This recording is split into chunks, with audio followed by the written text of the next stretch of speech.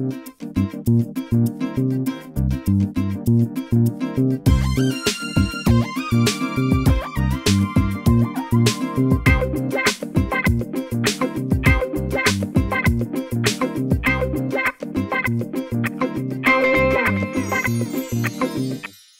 देर अस्सलाम वालेकुम। आज सिटी 42 के साथ आपकी मेज़बान ज़ोया मलिक। आज इस मेहमान शख्सियत से हम आपको मिलवाने जा रहे हैं। उनका ताल्लुक लाहौर के कदीम पढ़े लिखे घराने से है। उनके वालिद मोहतरम मरहूम शौकत अली साहब एक बुलंद पाया सिविल लॉयर थे। 2 बार लाहौर शहर के मेयर भी मुंतखब हुए थे और पहली दस्तूर साज असेंबली के मेंबर भी रहे। पाकिस्तान के मशहूर पेडियाट्रिक सर्जन्स में इनका शुमार होता है। इलामा इकबाल ओपन यूनिवर्सिटी के principal, university of health and sciences के वाइस चांसलर और सोसाइटी ऑफ सर्जन्स के सदर भी रह चुके हैं। आजकल हुकूमत की जानिब से बनाए गए कोरोना एक्सपर्ट एडवाइजरी ग्रुप के चेयरमैन भी हैं। यकीनन आप पहचान गए होंगे, हम बात कर रहे हैं प्रोफेसर डॉक्टर महमूद शौकत साहब की। इस वक्त हम उनके घर में मौजूद हैं, उनके लाउंज में खड़ी हुई हूँ मैं। अपने घर में वो हमारा इंतजार कर रहे हैं। पूरा दिन हम उनके साथ गुजारेंगे और बहुत सारी बातें करेंगे। आ जाइए मेरे साथ। अस्सलाम वालेकुम, कैसे हैं डॉक्टर साहब?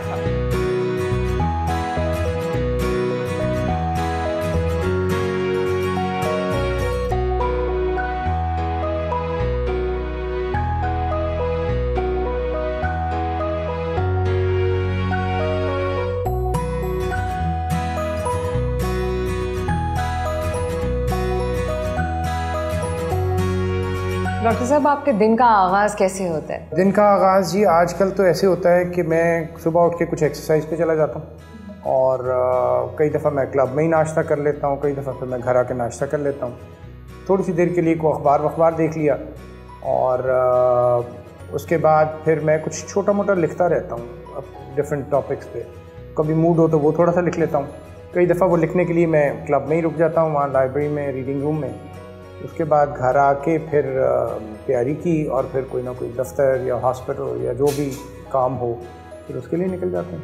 और उसके बाद कुछ पता नहीं फिर बाकी दिन में क्या होगा। भाभी, आपकी क्या मसरूफियात होती हैं दिन में? मेरा तो यही नॉर्मली घर के अराउंड सब चलता रहता है। जो इनकी रूटीन है उसके साथ साथ मेरा भी वही रहता है।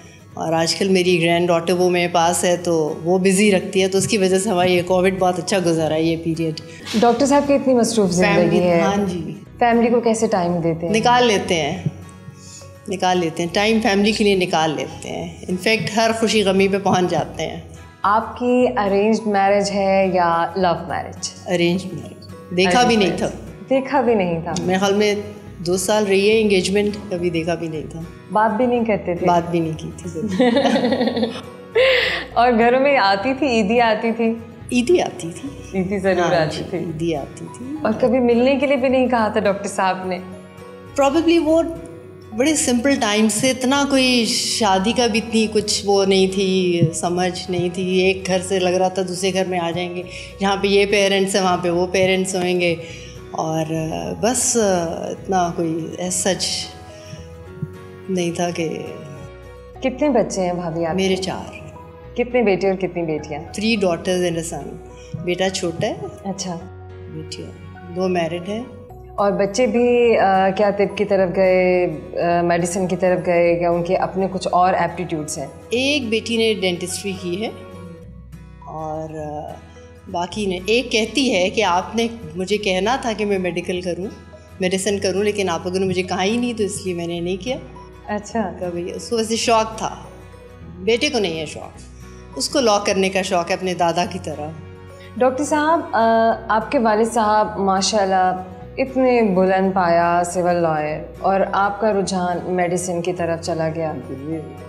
ये बड़ी मज़ेदार कहानी है। मेरा रुझान लॉ की तरफ ही था और अच्छा। मेरी जो पैशन थी वो लॉ ही थी। लेकिन मेरी वालदा, उनके ससुर भी वकील थे, उनके मियाँ भी वकील थे, उनके वालिद भी वकील थे। तो उन्होंने कहा भाई कि अब ये बहुत हो गई, अब मुझे मज़ीद वकील नहीं चाहिए, तो तुमने मेडिसिन करनी है। तो हमारे ज़माने में तो फ़ैसले ऐसे ही होते थे। उन्होंने मुझे कह दिया तुमने मेडिसिन करनी है। मैं इवन मेडिकल कॉलेज में जाने के बाद 2 साल तक सोचता रहा कि मैं गलत आ गया हूँ और मुझे करना लॉ ही है। लेकिन फिर अल्टीमेटली दूसरे तीसरे साल के बाद इंटरेस्ट डेवलप हो गया, फिर मेडिसिन चलती। अच्छा, तो ये आई डोंट रिग्रेट।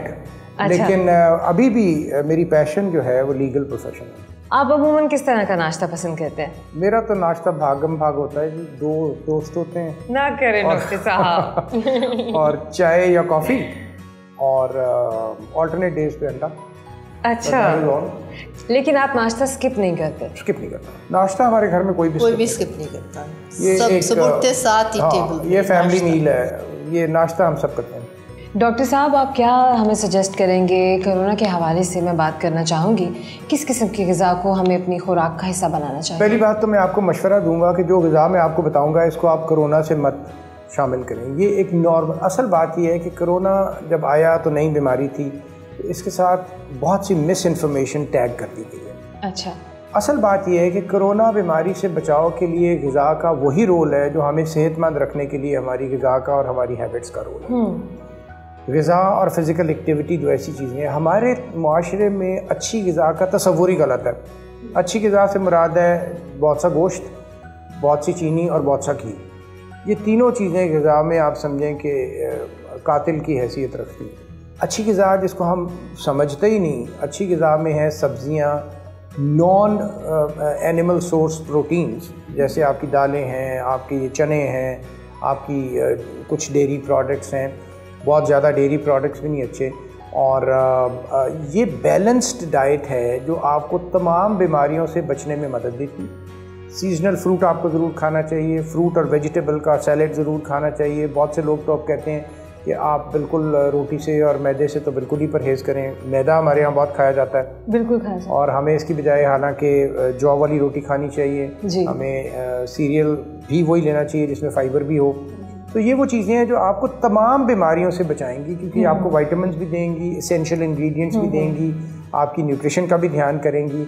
और ऑन टॉप ऑफ दैट जो चीज़ हमारे माशरे में बिल्कुल नहीं है वो है एक्सरसाइज।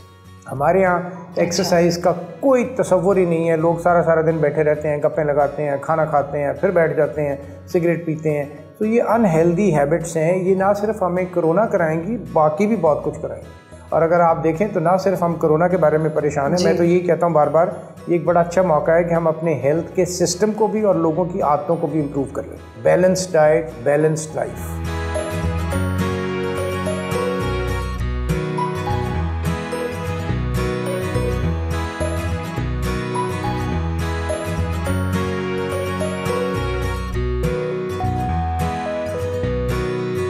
घर से अपने ऑफिस की तरफ रवाना हुए।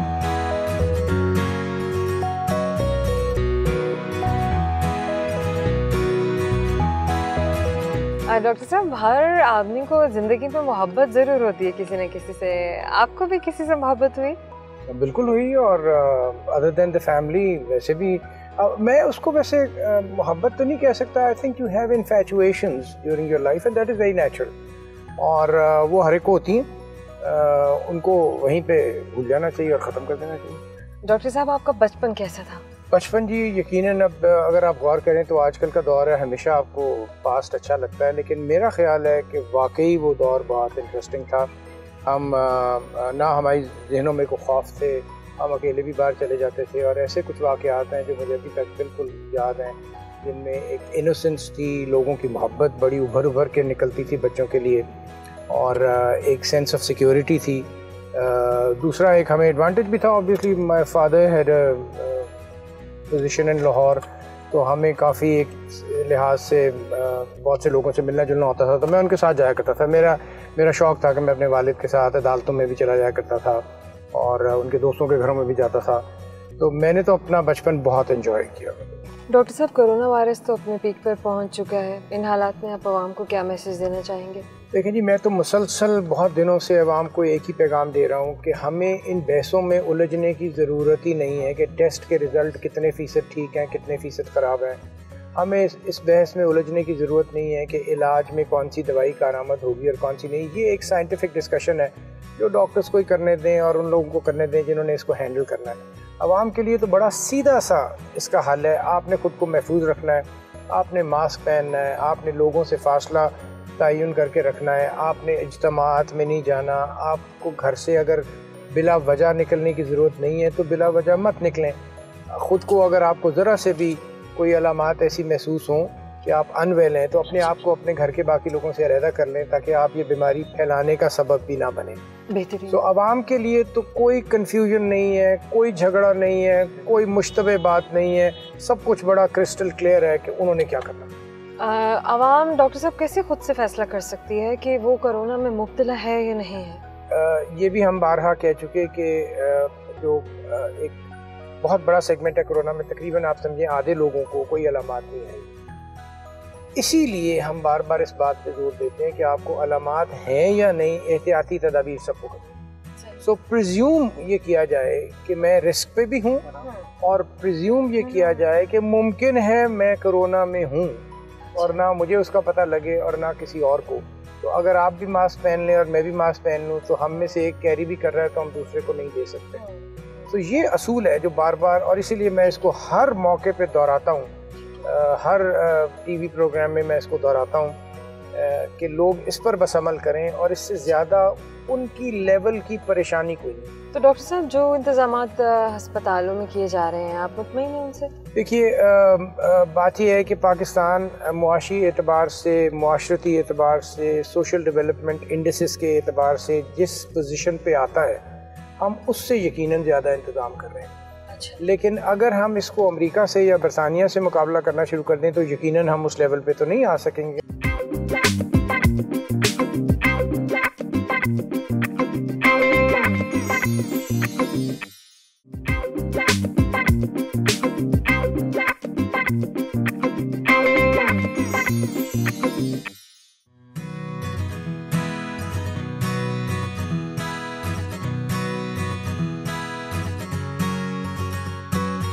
अपनी कोरोना एक्सपर्ट एडवाइजरी ग्रुप की टीम के साथ मीटिंग की।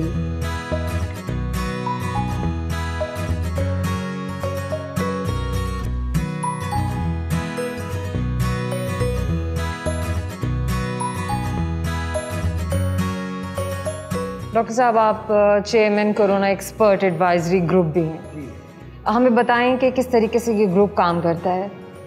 देखिए, वैसे तो हमारे निज़ाम में एक मॉनिटरिंग और सर्वेलेंस का सेल होता है, हर महकमे में और हेल्थ में भी है।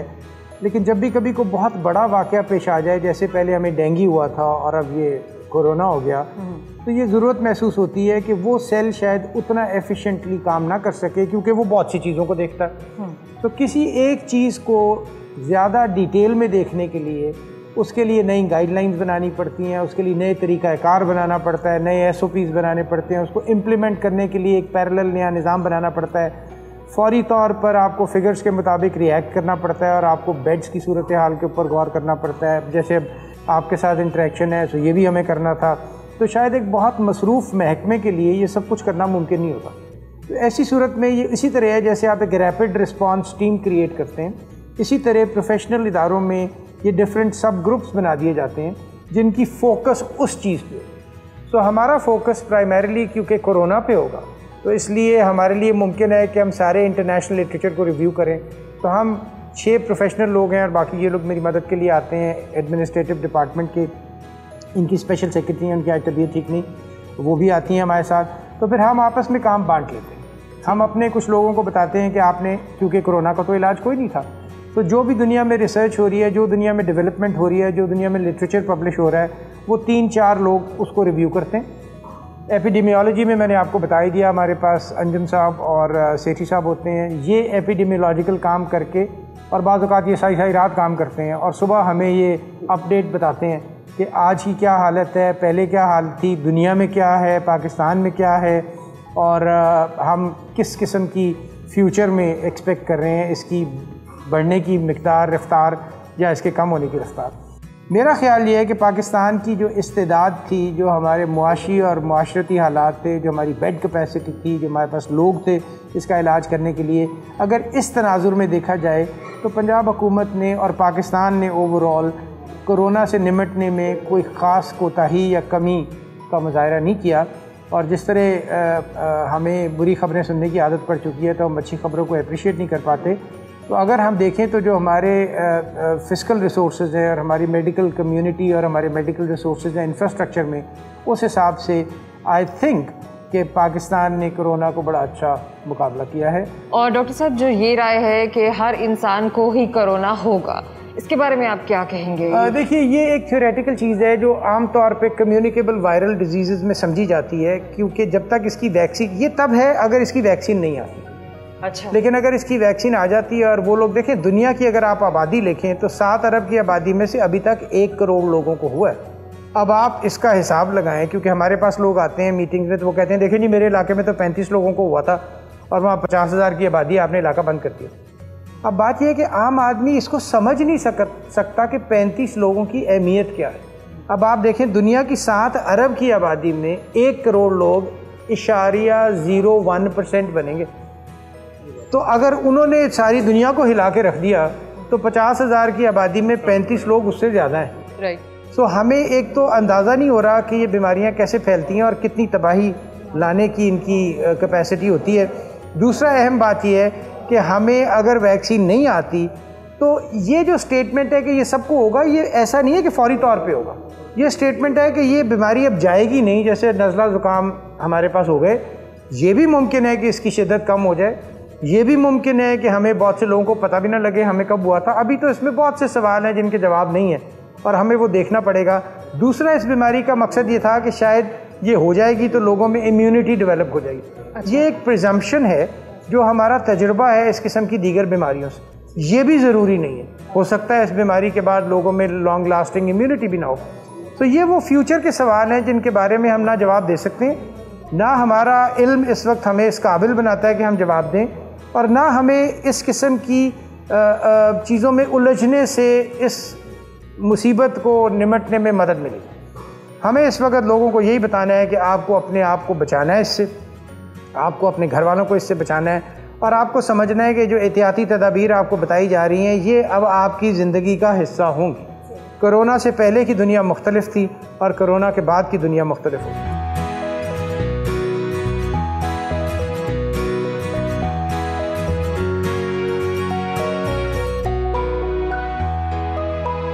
ऑफिस से वापस घर की तरफ रवाना हुई।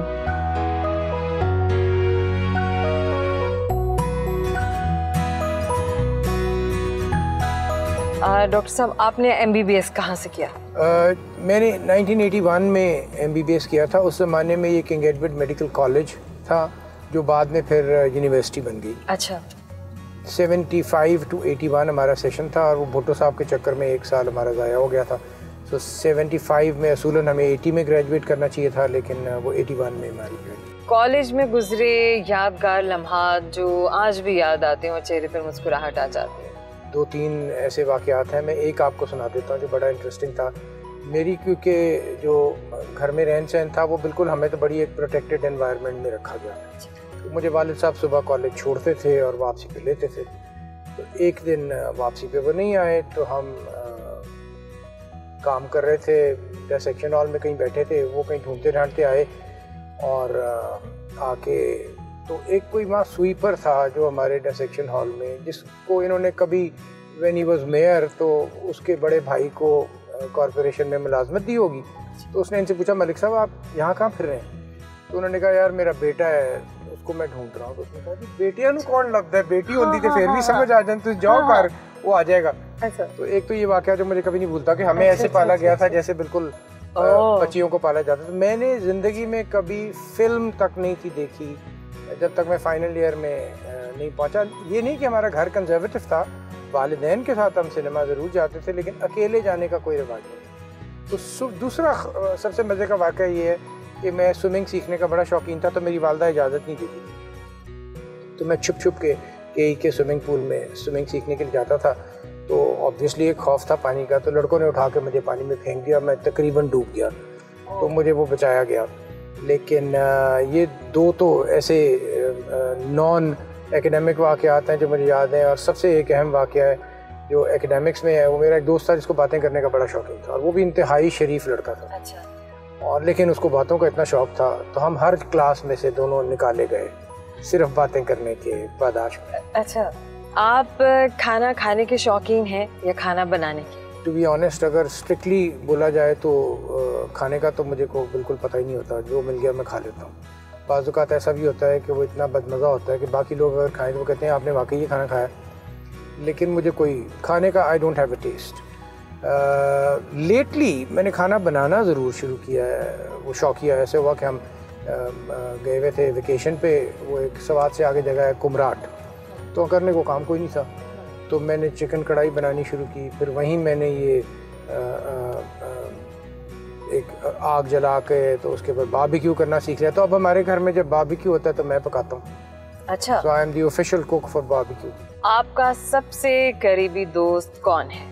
वक्त के साथ साथ दोस्त बदलते रहते हैं, क्योंकि करीबी दोस्त जो स्कूल के थे वो फिर सब बिखर गए, उनमें से कुछ अमेरिका चले गए, कुछ बरतानिया चले गए, कुछ यहाँ रह गए, कुछ मिडल ईस्ट चले गए।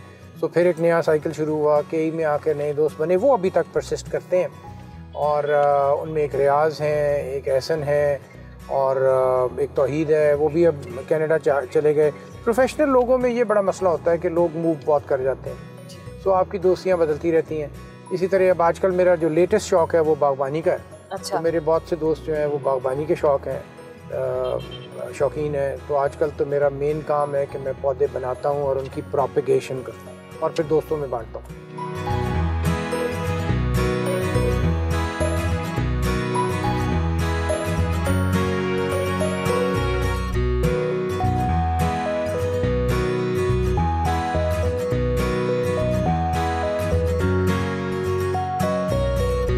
अपनी फैमिली के साथ खाना खाया,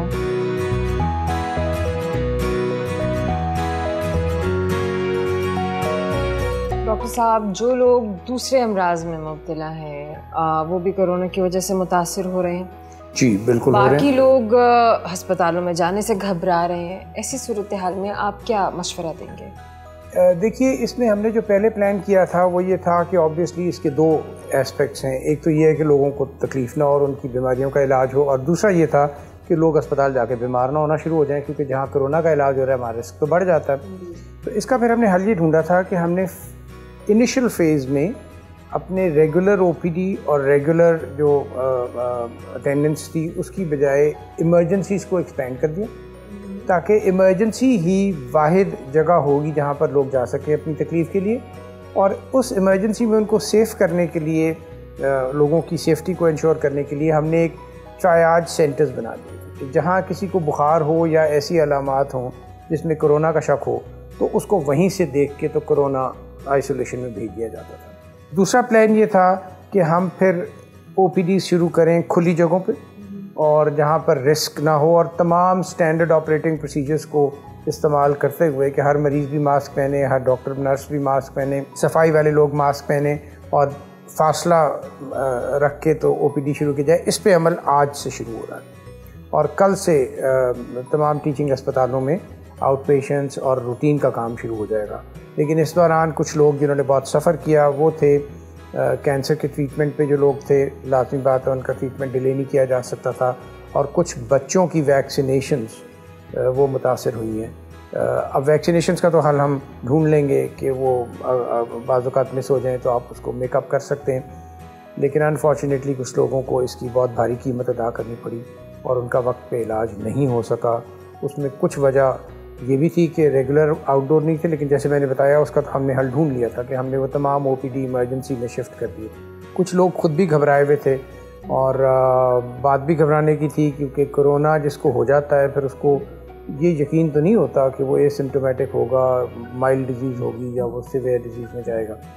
तो उस घबराहट की वजह से भी लोग अपने मुआलिजों तक नहीं पहुँच सके।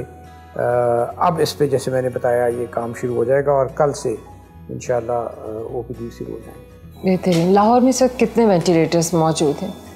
लाहौर में देखिए हमारे पास हमने कोरोना के लिए जो इस वक्त डेफिनेटली अलहदा रखे हुए हैं वो 200 से ज़्यादा पब्लिक सेक्टर में है, और कोई 200-250 के करीब प्राइवेट सेक्टर में है। अभी तक हमें कोई ऐसी नौबत नहीं पेश आई कि हमें किसी मरीज़ को वेंटिलेटर मुहैया करने में दिक्कत हो।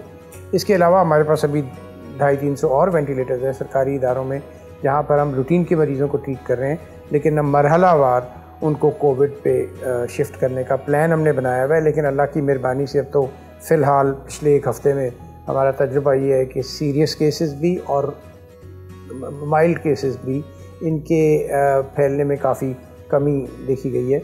तो हमें उम्मीद है कि इंशाल्लाह अल्लाह की मेहरबानी से ये सिलसिला हम इस पर कामयाबी पा लेंगे। पाकिस्तान में जो स्मार्ट लॉकडाउन की स्ट्रैटेजी अपनाई गई है, आप इसके हक में हैं या आप कंप्लीट लॉकडाउन कहेंगे? अच्छा जी, बात ये है कि अगर आप प्योर टेक्निकल बुनियाद पे फैसला करें कि वायरस को रोकने के लिए कौन सा सबसे मुअस्सर तरीका है, तो वो तो कंप्लीट लॉकडाउन है, जो चाइना ने किया और उन्होंने साबित भी किया कि कंप्लीट लॉकडाउन से। लेकिन एक ऐसे मुल्क में जिसके मुआशी हालात बहुत अच्छे ना हों, अनएम्प्लॉयमेंट बहुत हो, लोगों के पास वसाइल ना हों, तो वहाँ एक टर्म होती है जो मुझे भी पहले पता नहीं थी, उसको कहते हैं नेशनल लॉकडाउन रिज़र्व। अच्छा। नेशनल लॉकडाउन रिज़र्व आपको बताता है कि आपकी मईशत कितने अरसे तक बंद रह के गुजारा कर सकती है और आपका क्राइम रेट नहीं बढ़ेगा, लोगों से चीज़ें छीनेंगे नहीं, लोग भूखे नहीं मरेंगे। तो फिर लॉकडाउन का फ़ैसला आपको इसके मुताबिक करना पड़ता है। इसके मॉडल भी दुनिया में बहुत से आपके सामने हैं और कंप्लीट लॉकडाउन जब एक ऐसे मुल्क ने किया जिसका नेशनल रिज़र्व कम था, उसकी मिसाल भारत है। भारत में और कुछ अफ्रीका के हिस्सों में जब कंप्लीट लॉकडाउन किया तो लोगों ने उसको मानने से इनकार कर दिया। 2 हफ्ते के बाद वो सड़कों पे आ गए।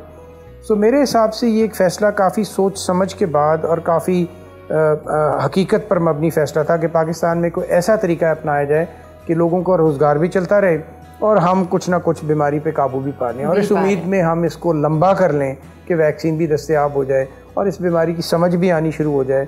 सो आज जिस शख्स को कोरोना होता है उसकी मौत के इम्कानात उस शख्स से बहुत कम है जिसको फरवरी या दिसंबर में कोरोना हुआ था, क्योंकि उस वक्त बीमारी की हमें हकीकत ही नहीं पता थी और ना ही कोई स्टैंडर्ड ट्रीटमेंट था। अब गो के इसका इलाज अभी भी नहीं है, मगर इसका इलाज इसकी बीमारी का बहुत हद तक बेहतर हो चुका है। डॉक्टर साहब, वैक्सीन बनाने पर जो रिसर्च हो रही है, क्या पाकिस्तान में भी इस पर कुछ काम किया जा रहा है? अगर किया जा रहा है तो कहाँ तक पहुँचा? फ़िलहाल तो वैक्सीन पे पाकिस्तान में काम नहीं हो रहा। पाकिस्तान में काम इस वक्त इसके ट्रीटमेंट पे और इसकी प्रिवेंशन पे हो रहा है। वैक्सीन के लिए हमने कोशिश की थी, एक पाकिस्तानी ओरिजिन के साइंटिस्ट हैं जो यूके में काम कर रहे हैं, तो उनको हमने अप्रोच किया, उन्होंने इस पर कुछ काम किया हुआ और उनको भी किसी हुकूमती इमदाद की ज़रूरत थी टेक्निकल रीजंस के लिए। तो अब देखिए वो कहाँ तक मेरी उनसे 2-3 दफ़ा वीडियो लिंक पे बात हुई है और उनको मैंने काफ़ी कन्विंस किया। वो लंकास्टर यूनिवर्सिटी में हैं और उनको हमने कहा कि हम आपके ट्रायल्स भी कर देंगे, हम यहाँ पे अरेंज भी कर लेंगे। अब इस पे बात हो रही।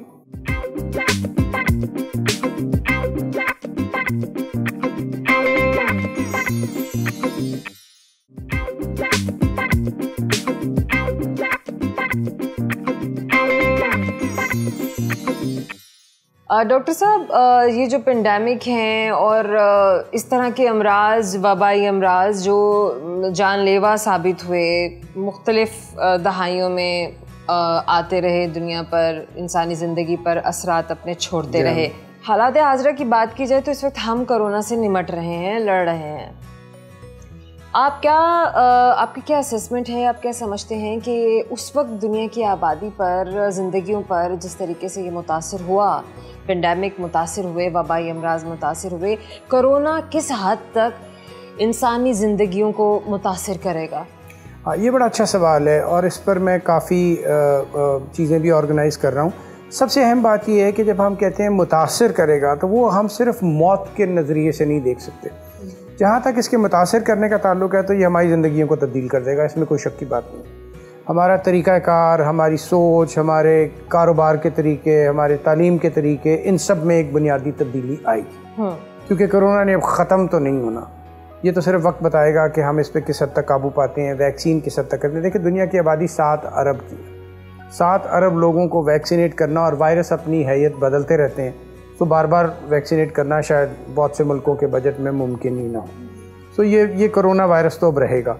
अब इसको निमटने के लिए हम क्या तदबीर अपनाते हैं कि हम इसके नुकसान को कम कर दें और अपनी मुआशरती ज़िंदगी पे इसके असरात को कम कर दें। तो एक तो इसके बड़े पॉजिटिव असरात ये हैं कि इंसान एक ऐसे दौर से गुज़र रहा था जब उसने ये समझा कि उसने हर चीज़ के ऊपर काबू पा लिया और वो डेफिनेट और फाइनल पावरफुल क्रीचर है। सो एक तो ये पहला झटका लगा और हमें ये एहसास होगा कि ये हकीकत नहीं है, हमसे ऊपर भी कुछ ताकतें हैं।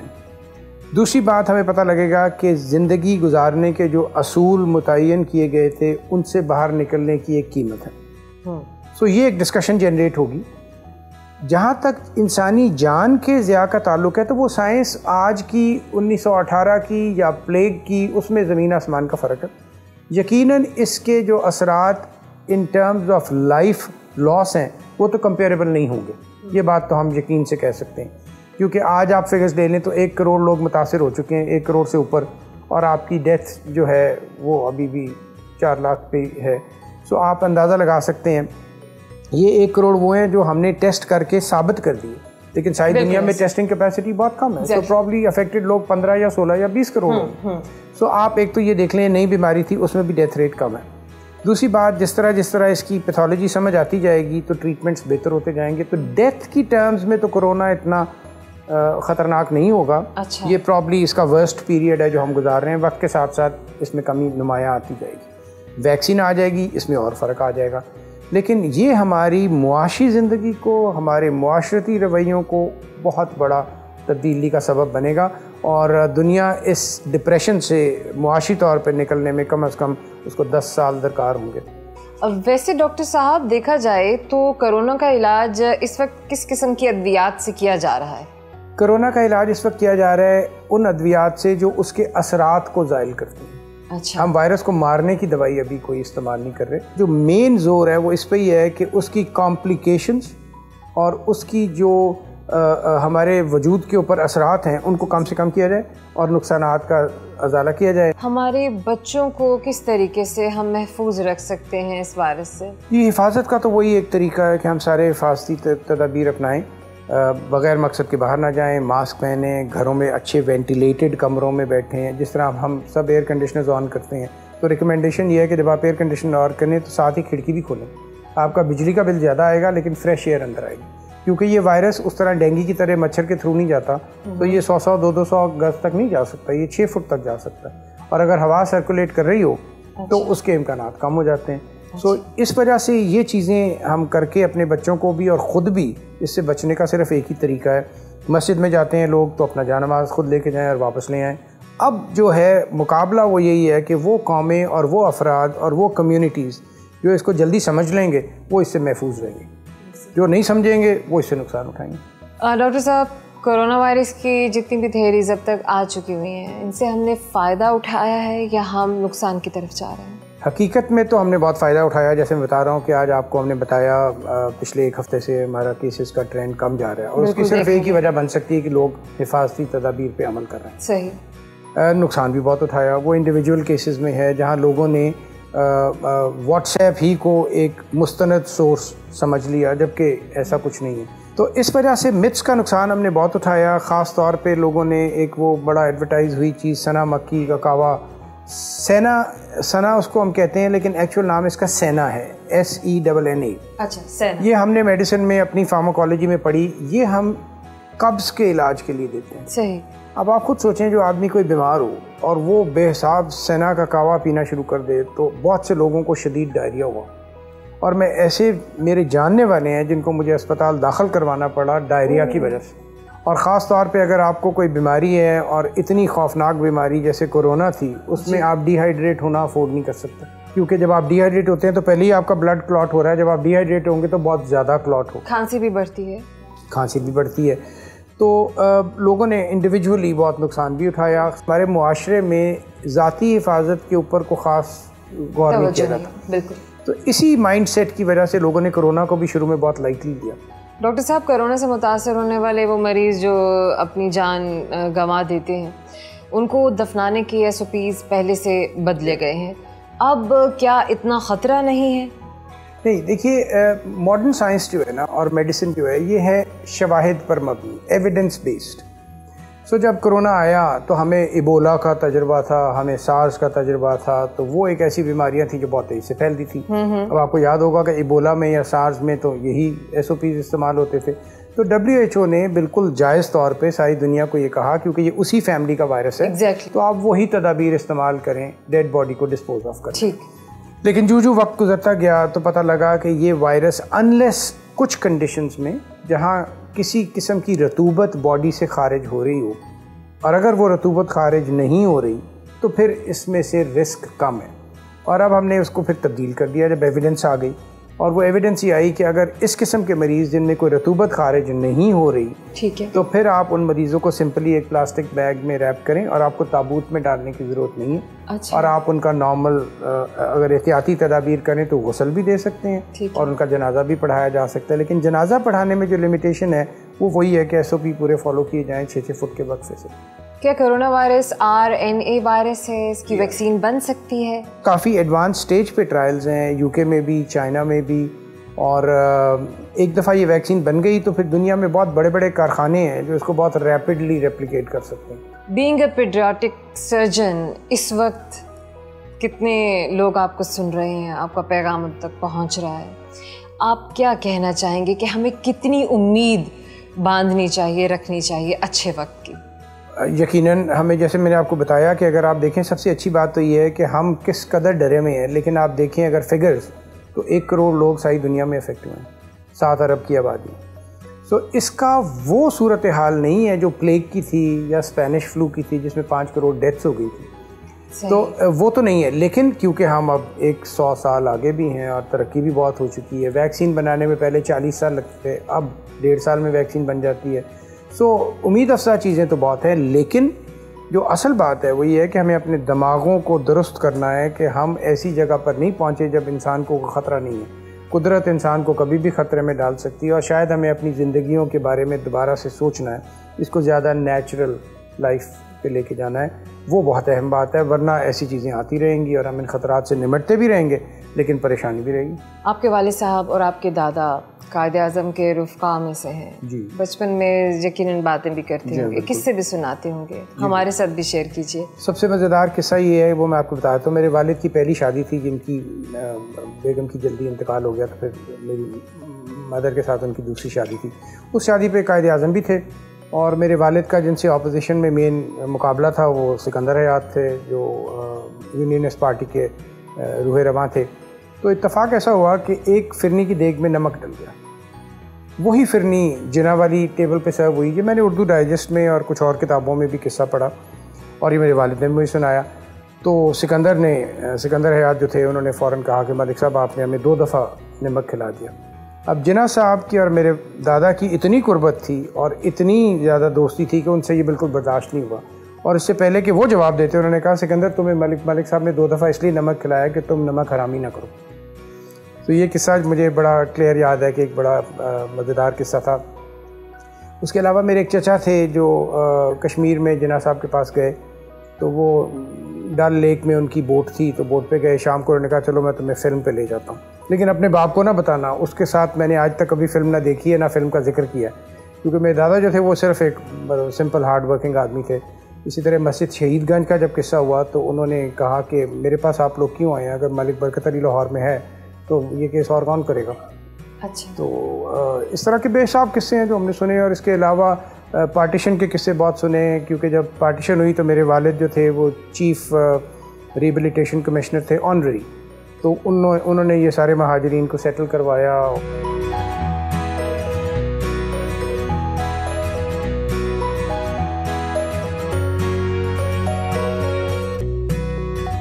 डॉक्टर साहब यहाँ पे मौजूद ये मेडल्स, पिक्चर्स जो यहाँ पर हैंग हुई हुई हैं, इतनी खूबसूरत और नायाब हैं, इनके बारे में बताइए। अच्छा जी, ये हैं 23 मार्च 1940 लाहौर रेजोल्यूशन। इसमें 19 लोग आपको नज़र आ रहे हैं, जिना और 18 और लोग हैं। इनमें से 16 लोग वो थे जिन्होंने, जो वर्किंग कमेटी के मेंबर थे और जो पूरे सब कॉन्टिनेंट से आए थे। इन्होंने पाकिस्तान रेजोल्यूशन पास किया। इसमें मेरे दादा हैं, क्योंकि वो जिना के बहुत करीबी थे तो वो हर वक्त उनके साथ ही होते थे। ये उन 4 लोगों में से हैं जिन्होंने लाहौर पाकिस्तान रेजोल्यूशन ड्राफ्ट किया था, जिसको करारदाद पाकिस्तान के। क्या बात। ये 22 मार्च है, उससे एक दिन पहले जब जिना लाहौर आ गए तो उन्होंने लाहौर में वो जो जहाँ पर अब यादगार पाकिस्तान तामीर है, इस पार्क में जो अरेंजमेंट्स करने थे उसके लिए जो मीटिंग की। इसमें ये बड़ी अनयूजुअल तस्वीर है। इसमें मेरे वालिद भी हैं और मेरे दादा भी हैं। मेरे दादा उस वक़्त पंजाब मुस्लिम लीग पंजाब के प्रेसिडेंट थे और longest serving working committee member थे ऑल इंडिया मुस्लिम लीग के। 23 साल तक मुसलसल और कोई आदमी ऑल इंडिया मुस्लिम लीग की वर्किंग कमेटी का मेंबर नहीं रहा। अच्छा। तो ये 22 तारीख को ये वो इंतज़ामात का जायज़ा लेने के लिए थे। उसके जो ग्राउंड के इंतजामात थे उनमें इनका ज़िम्मा काफ़ी था। अच्छा। और इन्होंने उसको किसी ने वहाँ पानी छोड़ने की कोशिश भी की तो इन लोगों ने हॉकियों से मुसल्ला होकर, उस ज़माने में हॉकियाँ ही असला होती थी, तो उसको रोका। इसका किस्सा मैंने अपने वालिद से बहुत दफ़ा सुना। ये एक मीटिंग है जो again central working committee of Muslim league की थी। अच्छा। और इसकी मुझे पूरी डिटेल नहीं मिल सकी क्योंकि मैंने आर्काइव्स पाकिस्तान से तस्वीर ली, लेकिन बज़ाहिर ये शायद एक ऐसी मीटिंग है जो बड़ी ही अनयूजुअल मीटिंग है जिसमें जिना हेड ऑफ़ द टेबल पे नहीं बैठे और उन्होंने मलिक साहब को बिठा दिया। अब मेरा प्रिजम्पशन ये है कि शायद पंजाब में मीटिंग हो रही थी और क्योंकि वो पंजाब के सदर थे तो इसलिए जिना बहुत ही एक कानूनी आदमी थे और वो इन चीज़ों का बहुत ध्यान करते थे। तो ये एक वाहिद तस्वीर है जिसमें जिना की मौजूदगी में किसी और ने मीटिंग को प्रोवाइड किया।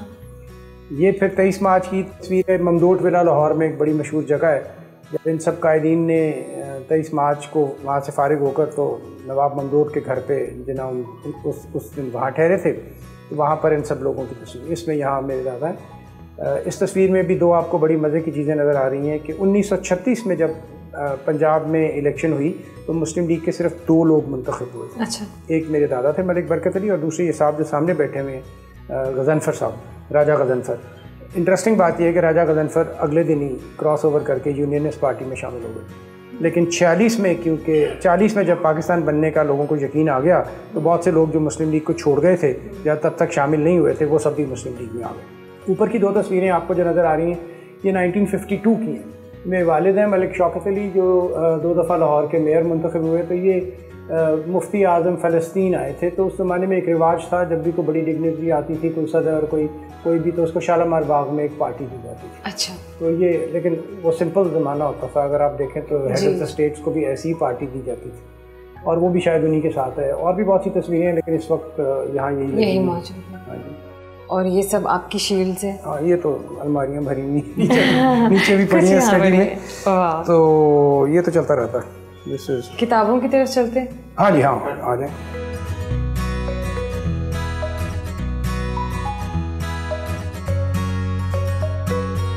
डॉक्टर साहब अपनी आप तसानीफ़ के बारे में, अपनी बुक्स के बारे में हमें बताएं। हाँ जी, बस एक तो हमारे साइंटिफिक पेपर्स होते हैं वो तो वक्तन फ़वक्तन छपते रहते हैं और मेरा ख्याल है वो तो दर्जनों में है। ये एक केई को जब बने हुए 150 साल हो गए, तो क्योंकि मेरा ओरिजिनल मेडिकल कॉलेज वही था तो मैंने उसकी तमाम तारीख़ 150 साल की इकट्ठी करके लिखी। उससे पहले वहाँ पे तारीख़ की किताब नहीं थी, बड़ी मुश्किल से मुझे इकट्ठा हुआ और फिर मैंने बाद में इसमें बाकी तमाम मेडिकल कॉलेजेस की भी डाल दी। So it become a reference book. अगर पाकिस्तान में आपको मेडिसिन की तारीख़ के बारे में कुछ पता करना हो तो इसमें सब कुछ है। दूसरी किताब जो मैंने अभी मुकम्मल की रिटायरमेंट के बाद, वो मेरे दादा पे है क्योंकि उनके बारे में तारीख़ बिल्कुल खामोश थी, क्योंकि तारीख़दान जो बहुत थे उन्होंने ज़्यादा रिसर्च नहीं की। इसमें एक लफ्ज़ भी बग़ैर रेफरेंस के नहीं है। इसकी खसूसियत ये है कि इसमें एक लफ्ज़ भी बग़ैर रेफरेंस के नहीं है। और साथ ही साथ मैं अपने सर्विस के दौरान पेश आने वाले वाक़यात और हमारी जो मुआशरे में ख़राबियाँ उस पर लिखता रहता हूँ। वो ये भर के मेरे पास मौजूद हैं। इस पर मैं आर्टिकल्स लिख के इकट्ठे करता रहता हूँ और अब इंशाल्लाह मैं थोड़ा वक्त मिलेगा तो ये तीसरी किताब फिर तसनीफ़ करेंगे। ओह वाह,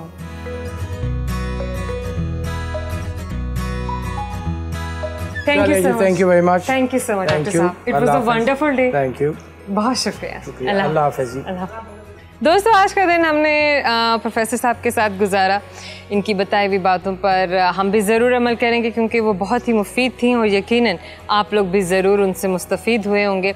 अपना ख्याल रखिएगा, अपना फीडबैक देना बिल्कुल मत भूलिएगा। आपसे मुलाकात होगी अगले इतवार एक नई खूबसूरत सी और बहुत ही इंटरेस्टिंग सी पर्सनैलिटी के साथ। अल्लाह हाफ़िज़।